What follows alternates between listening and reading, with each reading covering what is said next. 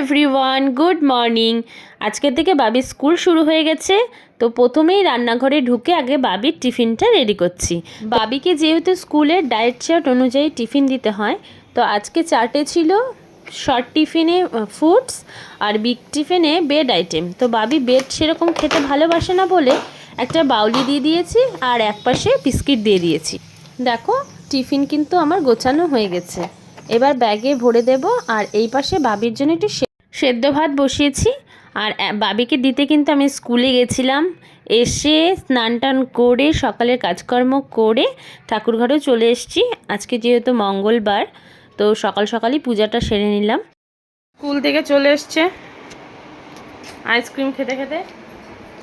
এটা আসল orange ice cream, ওর নকল ফ্রুট জুস। তাই সামনের দাঁত দুটো দিয়ে খেতে পাচ্ছিস তো? তাড়াহুড়োর মধ্যে আজকে সকালের ব্রেকফাস্টে কি হয়েছিল দেখাতেই ভুলে গেছি। তাই দুপুরে খাওয়ার আগেই ভাবলাম দুপুরে মেনুটা একটু শেয়ার করি। দেখো, ফ্রাইড রাইস হয়েছিল, এখানে আলুর চিপস ছিল, ছোলার ডাল, আলু ফুলকপির তরকারি, চাটনি, আর এখানে ডাটা হয়েছিল সর্ষে দিয়ে, আর এখানটা চাল কুমড়া হয়েছিল ডাল ছিটিয়ে। আবার সন্ধ্যাবেলায় তোমাদের সামনে হাজির হয়ে গেছি। বাবিকে দিতে গেছিলাম পড়তে, তো এখন পড়া থেকে নিয়ে আসার সময় বাবি বললো মোমো খাবে। সেই জন্য দেখো ও মোমো খাচ্ছিলো, তাই আমি ভাবলাম একটু ভিডিও করে নিই। তো চলো, আজকের মতো টাটা।